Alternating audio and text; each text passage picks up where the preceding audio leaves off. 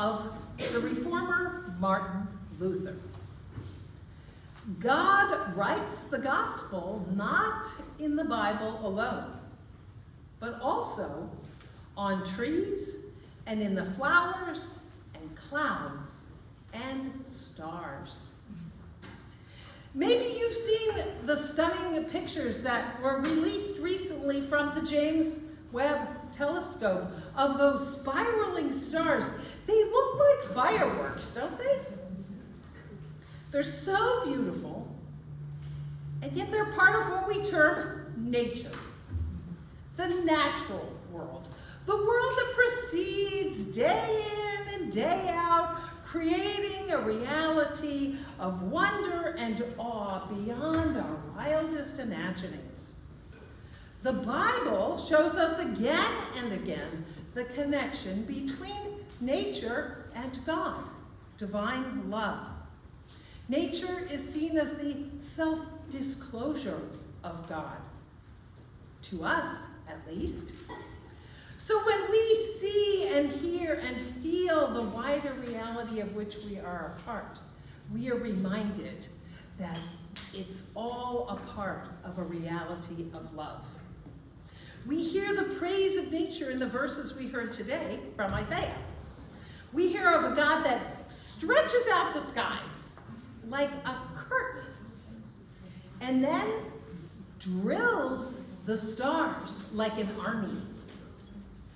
Did you notice that the prophet, though, doesn't restrict the doings of God to the realm of what we would call nature? Did you notice that right there, in among those verses about nature fully functioning, there are also verses about God exerting power and authority over the doings of humanity. The presentation of God is a God of all, nature and humanity, and all of its doing. Humanity is part of nature, and as God over it all. We are not something separate. Tucked in among those verses about the skies and the stars and the eagle's wings are a few verses about God's perspective on the activities of humanity.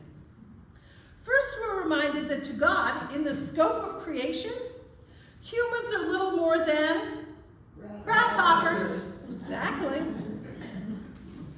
Now, grasshoppers have lived on Earth for over 2.5 million years. They go back to the Triassic era. There are some 11,000 species of grasshoppers. And yes, they live on every continent except Antarctica. They change color. They have 5 eyes. And they can stridulate. Who knows that word? Stridulate. Okay, Morgan. Make noise. Exactly. They make noise, we might call it music, by rubbing pegs on their legs against their wings. We could say they sing. And they can jump over 20 body lengths without using their wings. Now, if we'd had the children's time, we were going to discuss how, for Eleanor, if she stood on the steps, she'd be out in the hallway in one jump if she could jump like a grasshopper. So, grasshoppers, they're amazing. Although it does still feel like a little bit of a come down when humans are compared to grasshoppers. But in these verses, where God offers this self-defense of God's power and might in this legal proceeding, the prophet doesn't stop with the grasshoppers. We're told God reduces the privileged to nothing. That's referring to the human community, to those with privilege, those with white privilege, the privileged of every kind, those who live at the expense of others, who take advantage of others for their own gain, reduced to nothing by the power that keeps the stars roaming the night skies. And we're told, God reduces the privilege to nothing and throws the rulers of the earth into chaos. All the presidents and prime ministers and emirs and kings and rulers and governors of all kinds, thrown into chaos.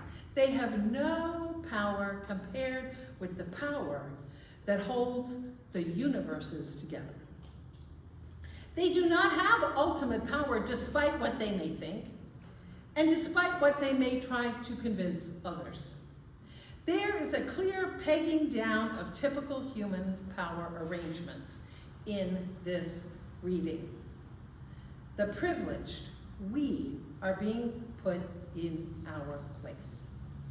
Then the prophet throws in, and this is in reference to the rulers, no sooner are they planted, no sooner are they sown, no sooner do they take root in the earth, the privileged, those who are powerful, wealthy, no sooner are they established and looked up to and in control, than the prophet tells us, then God blows on them and they wither, and the storm wind sweeps them away like chaff. There you go. We thought grasshoppers was bad, but this is like dead leaves and grass clippings. They are blown away, gone, finished, expendable. When things are properly ordered, we don't lord it over others. What we're being asked to remember by these ancient words is that divine reality is about a dream for humans and nature. Humans as part of nature. For all of it, there's one reality. Nature, the creation, as well as the power arrangements of human beings, all one reality. And the dream of God is for this reality to reflect and embody divine love. On this one little dust mote of a planet, humanity and nature are one. And if we take care of the hierarchy problems in the human community, we'll be taking care of the ecology problems as well, because it's all meant to work together for the benefit of a few, and it should be working for the whole. We are presented with a rejection of the very prevalent notion in our time that nature, that's one thing over here, and human society is something else over here. And the machinations of human society are more important, more valued, and of more significance than the turnings of the natural world. We're taught that there are these two separate zones with separate functions. To this, the Bible, the prophet Isaiah, Jesus, and Christian traditions say no. Our faith reminds us reality is of a piece. There's one zone, one reality, not two different compartments that function according to different rules and different expectations. The prophet is telling us, reminding us what we already know deep down. That from the perspective of divine love, reality is all one. Now, think about how we are so well socialized to compartmentalize. Nature's here, human affairs are here. The workplace, there's one set of standards. Oh, at home, there's another set of standards. Oh, and at church, we do things another way. And there's one set of standards for our country, and something else for other countries, separating reality all the time into these different zones with differing ethics and expectations. We do this all the time. And it leads us to behave one way in one circumstance and then apply different expectations to another circumstance. And this has led to war.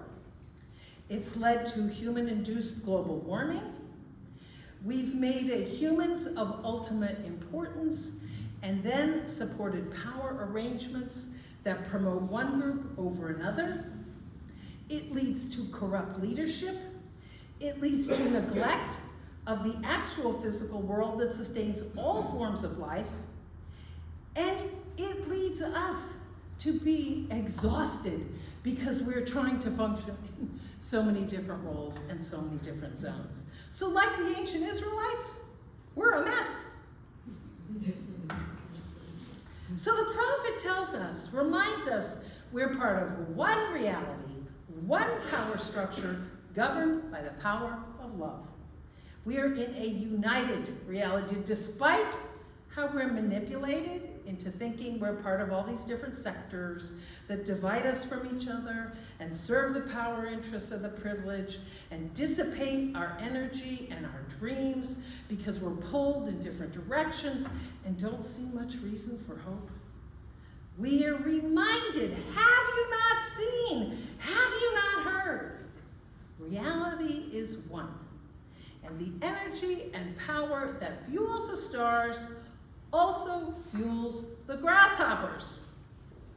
We, tiny specks of life, in a vast realm of galaxy upon galaxy, metaverse upon metaverse, are also powered by love.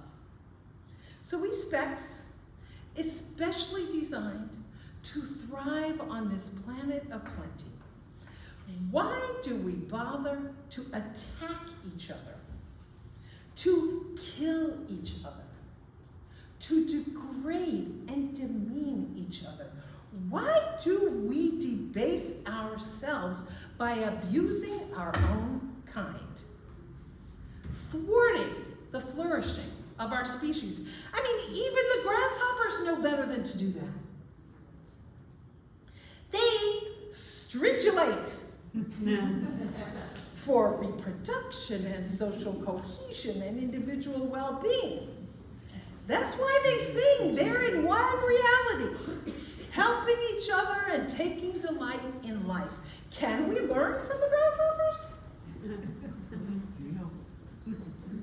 To live in one reality? The reality of God, though we cannot ever fully understand what that means. Can we resist the forces that tear us apart? Our loyalties and behaviors, as well as the social forces that divide us, that sap our hope, our energy, and our joy. We can think of it like fusion.